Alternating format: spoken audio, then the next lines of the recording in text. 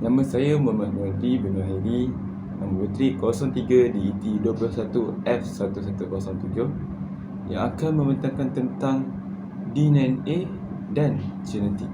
DNA diturunkan dari generasi ke generasi. Ia adalah satu molekul. Ia menyimpan pelbagai cerita, maklumat berkaitan asal-usul kita. DNA mengenai hidrogen, oksigen, nitrogen, karbon dan fosforus. Menurut Al-Quran dalam surah Al-Furqan ayat ke-54, wa huwal ladzi khalaqa minal ma'a bashara faj'alahu nasaban wa sihran wa kana rabbuka qadir. Dan dialah Tuhan yang menciptakan manusia dari air, lalu dijadikannya mempunyai titisan baka dan pertalian keluarga, persemendaan, dan sememangnya Tuhanmu berkuasa menciptakan apa jua yang dikehendakinya. Okey, baik. Ini adalah DNA.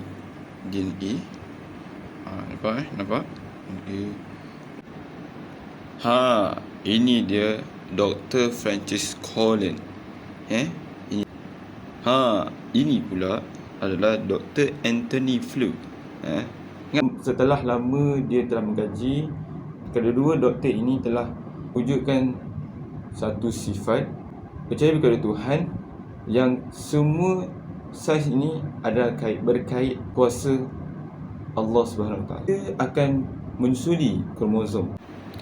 Dan ini, kalau tahu, ia adalah kromosom Y boleh, kromosom X pun boleh.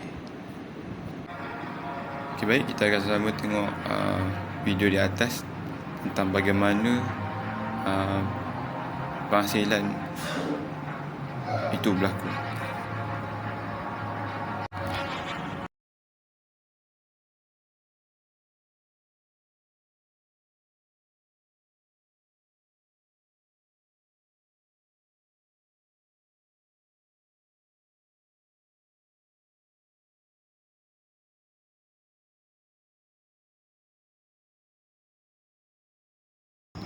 So yang ini pula kita akan tengok satu lagi video tentang 3 kegelapan kandungan.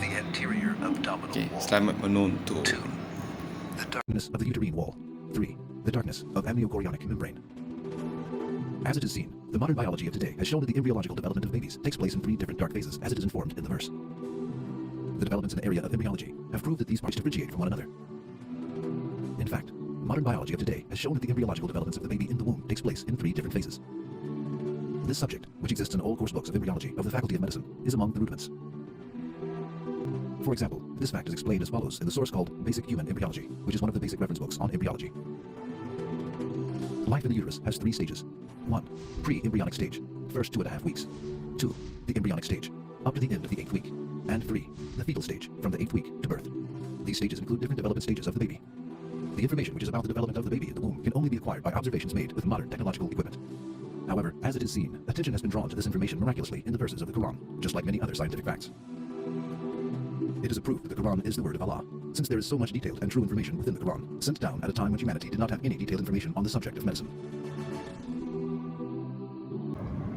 Sekian daripada saya. Terima kasih.